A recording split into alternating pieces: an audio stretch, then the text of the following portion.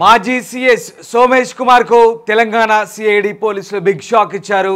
వాణిజ్య పన్నుల శాఖ విభాగానికి సంబంధించి దాదాపు 1400 కోట్ల స్కామ్ జరిగినట్టుగా ఇప్పటికే ఆరోపణలు చేసింది సిఐడి. నేపథ్యంలో ఆ విచారణకు సంబంధించి ఆయనకు నోటీసులు ఇచ్చారు.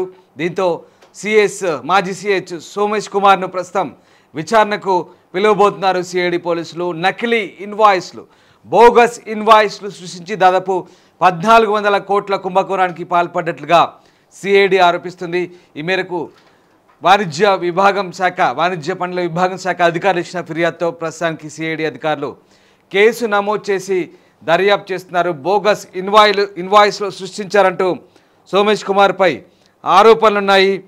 దాదాపుగా 1400 కోట్ల స్కామ్ జరిగినట్టుగా సిఐడి చెప్తోంది. వస్తువులు సరఫరా చేయకపోయినా చేసినట్లు బోగస్ ఇన్వాయిస్లు సృష్టించినట్టుగా ఆ శాఖ ఆరోపిస్తోంది.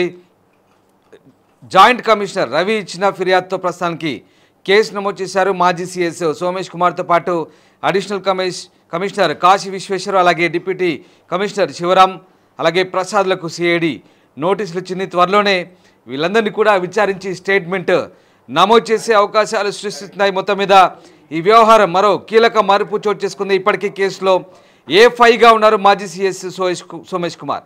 దీంతో వాణిజ్య పన్నుల శాఖ జాయింట్ కమిషనర్ రవి ఫిర్యాదుతో ప్రస్తుతం సోమేష్తో పాటు మిగతా కొంతమంది అధికారులకు మరొకసారి నోటీసులు ఇచ్చారు. దాదాపు 1400 కోట్ల స్కామ్ జరిగినట్లుగా ఫోరెన్సిక్ ఆడిట్లో వెల్లడైంది. కమర్షియల్ ట్యాక్స్ మాజీ కమిషనర్ శ్రీదేవి లేఖలో ఈ కుంభకోణం వెలుగులోకి వచ్చింది. అప్పట్లో కమిషనర్గా వ్యవహరించిన సోమేష్ కుమార్ కన్సర్న్లోనే హైదరాబాద్ ఐఐటి రూపొందించిన సాఫ్ట్వేర్ ఆధారంగా ప్రభుత్వానికి రావాల్సిన నిధులు పక్కదారి పట్టినట్లుగా ప్రాథమిక దర్యాప్తులు తేలింది. దీంట్లో కొన్ని ప్రభుత్వ రంగ సంస్థలు కూడా ఉన్నట్టుగా తెలుస్తుంది. ఐఐటి హైదరాబాద్ సంబంధించి దాదాపు 100 కోట్ల స్కామ్ ఇందులో ఉన్నట్టుగా తెలుస్తుంది. దాంతోపాటు బెవరేజెస్ కార్పొరేషన్ చెందినటువంటి 100 కోట్లు కూడా ఎగ్గొట్టినట్టుగా దీనికి సంబంధించి ఆరోపణలు కూడా ఉన్నాయి. మొత్తం మీద ప్రభుత్వ రంగ సంస్థలు కూడా ఈ స్కామ్లో మినహాయింపు చేసినట్టుగా అప్పట్లో మరి సోమేష్ కుమార్పై ఆరోపణలు ఉన్నాయి. ఇంకా చాలా అంశాలు రాబట్టేందుకు ప్రస్తుతానికి సోమేష్ కుమార్కి అయితే నోటీసులు ఇచ్చారు. మరి వ్యవహారంలో సోమేష్ కుమార్ను A5గా పోలీసులు చేర్చారు. ఏకంగా అడిషనల్ కమిషనర్నే A1గా చేర్చారు. దీంతో మరి A5గా ఉన్నటువంటి సోమేష్ కుమార్ ఒకసారి తెలంగాణ సిఐడి పోలీసులు నోటీసులు ఇవ్వడంతో ఎట్లాంటి ఎంక్వైరీ జరుగుతుంది, మరి సోమేష్ కుమార్ చుట్టూ ఉచ్చు బిగుస్తుందా, ఏం జరుగుతుందనే ఆసక్తి ఉత్కంఠ అయితే రేగుతుంది.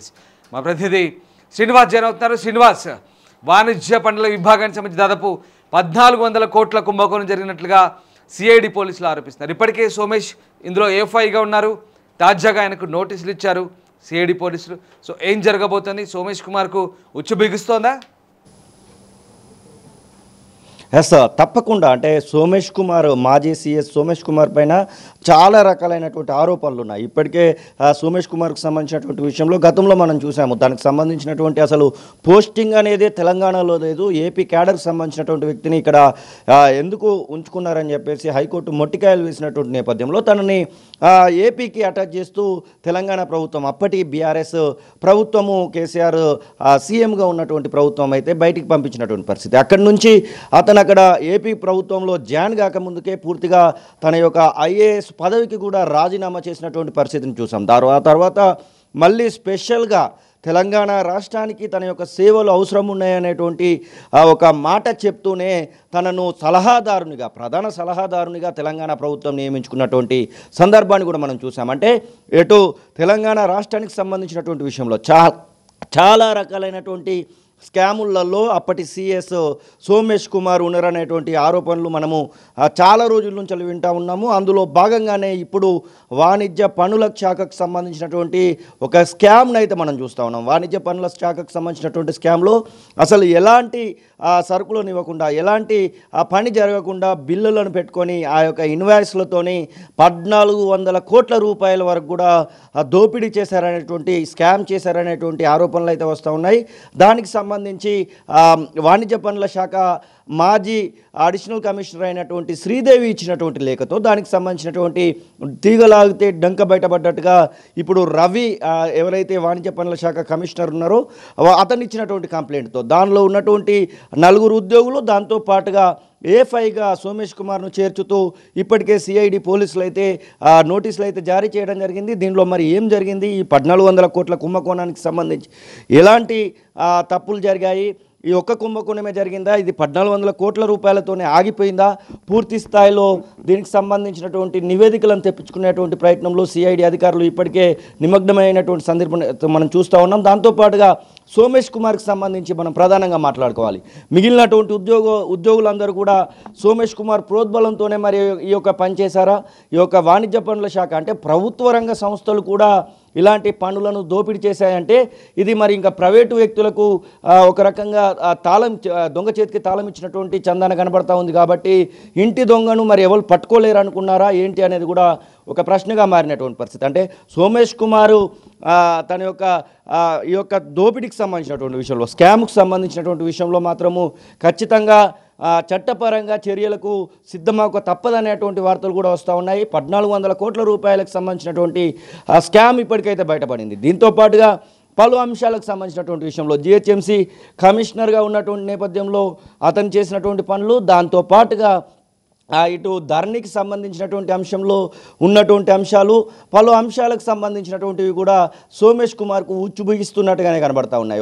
ఒకటికొకటి నోటీసులు అయితే అందుకుంటా ఉన్నారు. వీటన్నిటితో పాటుగా కాళేశ్వరంకు సంబంధించినటువంటి ఒక స్కామ్ కనబడతా ఉంది. అలాగే విద్యుత్ కొనుగోళ్లకు సంబంధించినటువంటి విషయంలో కూడా ఒక స్కామ్ కనబడతా ఉంది.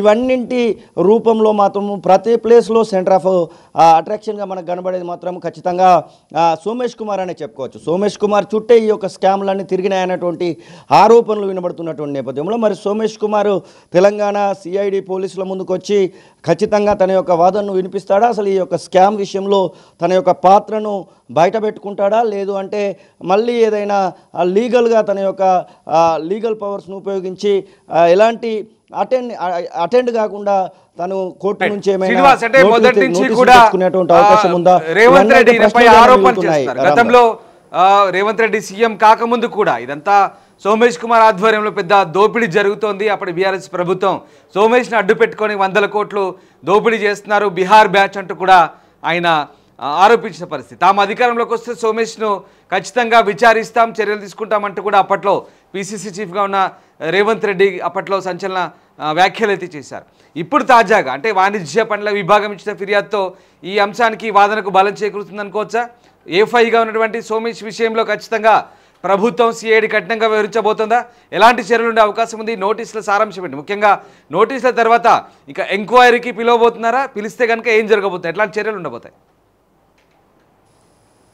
తప్పకుండా అంటే గత ప్రభుత్వము చేసినటువంటి తప్పులలో ఖచ్చితంగా సోమేష్ కుమార్ అప్పుడు చీఫ్ సెక్రటరీగా ఉన్నటువంటి సోమేష్ కుమార్ హస్తం ఉంది అని చెప్పేసి ప్రస్తుత ముఖ్యమంత్రి కాంగ్రెస్ పార్టీ నాయకులందరూ కూడా ఆరోపించినటువంటి పరిస్థితిని మనం చూసాం. అంటే ఏ శాఖలో చూసినట్టు ఇటు వాణిజ్య పనుల శాఖ కూడా మనకు కనబడతా ఉంది. దీంతో పాటుగా బేవరేజెస్ కార్పొరేషన్కి సంబంధించినటువంటి విషయంలో చాలా నిధులు గోల్మాలయ్యాయని చెప్పేసి, అలాగే పౌర సరఫరాలకు సంబంధించినటువంటి శాఖలో కూడా నిధులు గోల్మాలయ్యాయని చెప్పేసి ఇట్లా చాలా వరకు ఆరోపణలు అయితే సోమేష్ కుమార్ ఎదుర్కొంటున్నటువంటి పరిస్థితి. అసలు పర్మిషన్స్ విషయంలో చాలా వరకు బిల్డర్స్కి సోమేష్ కుమార్ అండగా ఉన్నాడని చెప్పేసి, దాంతోపాటుగా ధరణి విషయంలో కూడా సోమేష్ కుమార్ కోట్లాది రూపాయలు విలువ చేసేటువంటి భూములను అప్పనంగా కొంతమంది కట్టపెట్టాడనేటువంటి మాటలు కూడా మనం వింటూ ఉన్నాం.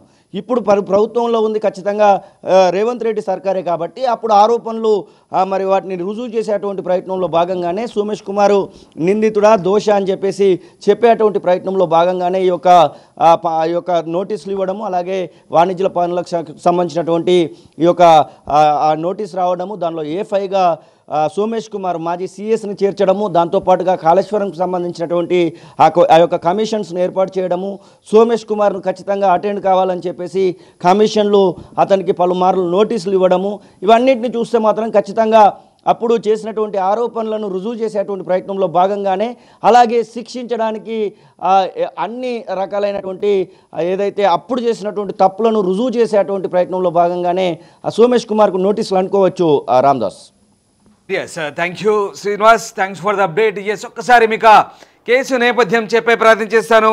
మొత్తం మీద వాణిజ్య పనుల విభాగ సంబంధించి కేసు అయితే నమోదైంది. ఇందులో కీలక మలుపు చోటు చేసుకుంటుంది. ఈ వ్యవహారంపై నమోదైన కేసులో మాజీ సిఎస్ సోమేష్ కుమార్ పేరును A5గా పోలీసులు చేర్చారు. A1గా తెలంగాణ వాణిజ్య పనుల శాఖ అడిషనల్ కమిషనర్ కాశీ విశ్వేశ్వరరావు ఉన్నారు. A2గా డిప్యూటీ కమిషనర్ శివరాం ప్రసాద్ ఉన్నారు. A3గా Hyderabad IIT professor Shobhan Babu, yes very interesting, IIT professor Shobhan Babu ఉన్నారు. A4గా ప్లియంటో టెక్నాలజీస్ కంపెనీలు ఉన్నాయి. ఇక్కడ 2023 డిసెంబర్లో big leaf technologies solutions private limited company పన్నుల చెల్లింపై చేసిన ఆడిట్లో 22.5 కోట్లు ఇన్పుట్ ట్యాక్స్ క్రెడిట్ తీసుకున్నట్టుగా చెప్తోంది. ప్రభుత్వానికి ఎలాంటి పన్నులు చెల్లించకుండానే ఈ మొత్తాన్ని క్లెయిమ్ చేసుకున్నట్టుగా వాణిజ్య పనుల శాఖ అధికారులు తేల్చారు.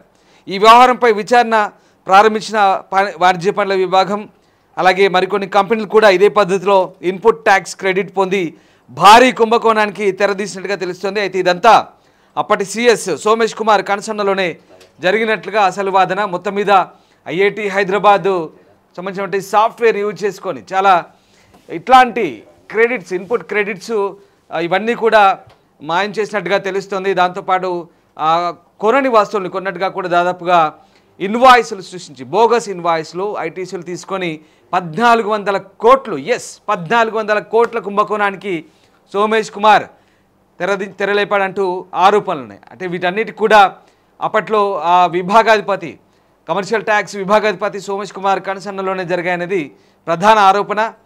ఇది కేవలం ఒక విభాగానికి సంబంధించింది. ఇంకా చాలా డిపార్ట్మెంట్లకి సోమేష్ పనిచేశారు. GHMCలో పనిచేసిన పంచి కూడా ఆయన పూర్తిగా వివాదాస్పదుడిగా మారిపోయారు. అప్పటి నుంచి కూడా ఆరోపణలు ఉన్నాయి. దాంతోపాటు మిగతా విభాగాలకు సంబంధించి కూడా చాలా ఆరోపణలు ఉన్నాయి. కమర్షియల్ ట్యాక్స్ కావచ్చు, GHMC కావచ్చు, దాంతో రెవెన్యూ కావచ్చు, ఇలా అనేక ఆరోపణలు. ఏకంగా అప్పట్లో PCC చీఫ్ ఆయన ఒక బిహారీ ముఠాకు నాయకుడు, బిహారీ ముఠాకు దొంగల నాయకుడు అన్నట్టుగా ఆయన సంబోధించాడు. దీనిపై హైకోర్టు కూడా వెళ్ళింది. హైకోర్టులో కూడా ఆయన సిఎస్ పదవి గురించి కూడా అది కూడా ఒక వివాదాస్పదమే.